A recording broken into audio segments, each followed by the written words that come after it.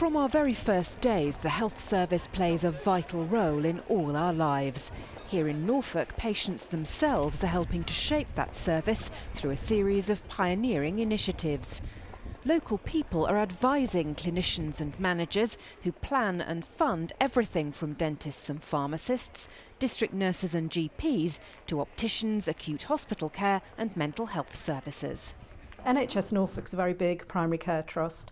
We look after over 700,000 people. We spend over £1 billion worth of taxpayers' money every year. And it's important that in doing that we spend it on the right things. As a primary care trust, we aim to be world-class commissioners, and we will not be producing world-class services for our population if we haven't listened to them and involved them.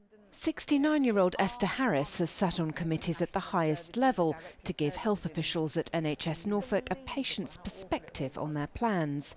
Experiences when her mother and husband were ill have made her a passionate advocate for patient participation. The service actually is for patients, and I think a lot of people forget that all the time. And I think it's really important that to be able to play the role of a mediator in a way. I think that I am the critical friend to Norfolk Health.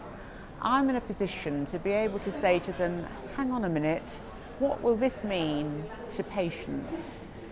And what we're here today is to find out from you your views about the health service. NHS Norfolk uses focus groups like this one run by independent research firm Ipsos Mori to gauge public opinion and priorities. The findings provide vital objective evidence for board members deciding health spending. Clinicians are very used to having experimental trials when we're looking at the efficacy of drugs. And I think we need to parallel that with proper rigorous research.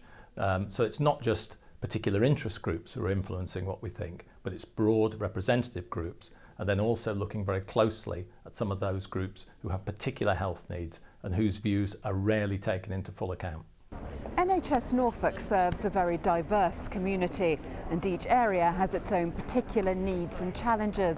By talking to local people who are disabled, elderly, or who have come from overseas to work here, NHS Norfolk believes it can more accurately plan services to effectively meet those needs.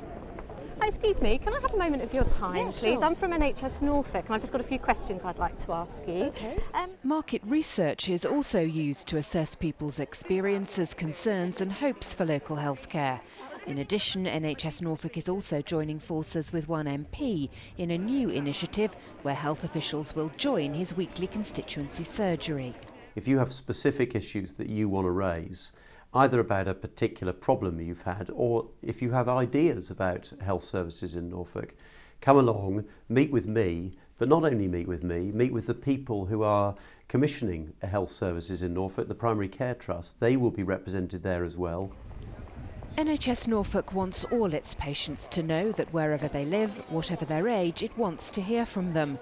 All they need is a view about what could make healthcare better for them, their friends and family.